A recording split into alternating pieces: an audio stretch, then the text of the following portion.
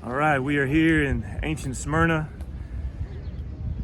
near the side of the stadium where Polycarp was martyred for his faith.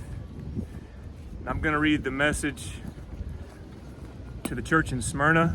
It says, "To the messenger of the church in Smyrna write, the first and the last who was dead and has come to life says this, I know your tribulation and your poverty, but you are rich. And the slander by those who say they are Jews, but are not, but are a synagogue of Satan.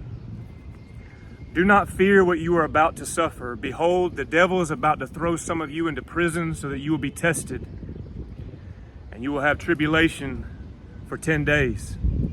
Be faithful unto death, and I will give you the crown of life. The one who has an ear, let him hear what the Spirit says to the churches. The one who overcomes will not be hurt by the second death." The Lord reminds the church in Smyrna of his sovereignty and proven power over death. He knows how they have been treated and how people have talked about them. He knows every word they have said about his holy people. Smyrna had a very large Jewish population, and Judaism has some protection under the Roman Empire. The imperial cult with its emperor worship was big here in Smyrna as well. In its early times, Christianity had been viewed as a part or sect of Judaism, so there was some protection there in the empire. However, that was changing as Rome's thoughts about Christianity began to change. Christians were excluded and turned in to Roman authorities by leaders in the Jewish community. This social exclusion led to poverty for the Christians, even though the city of Smyrna was one of beauty, commerce, and wealth. And Jesus assures his followers that he knows their grief and their financial hardship and reminds them where their real treasure truly is, their lasting treasure. In Matthew chapter 6, verses 19 to 21 says, "Do not store up for yourselves treasures on earth where moth and rust destroy and where thieves break in and steal, but store up for yourselves treasures in heaven where neither moth nor rust destroys and where thieves do not break in and steal. For where your treasure is, there your heart will be also."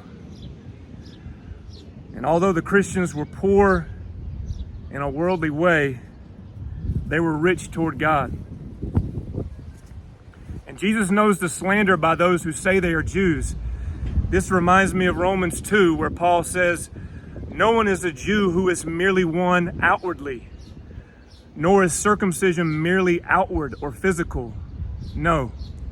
A person is a Jew who is one inwardly, and circumcision is circumcision of the heart, by the Spirit, not by the written code. Such a person's praise is not from other people, but from God."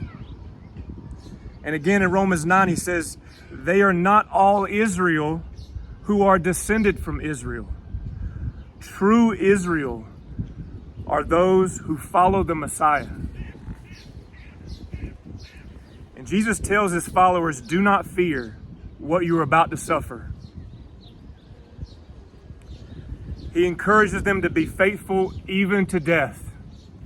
The one who overcomes will not be hurt by the second death, and the second death is hell.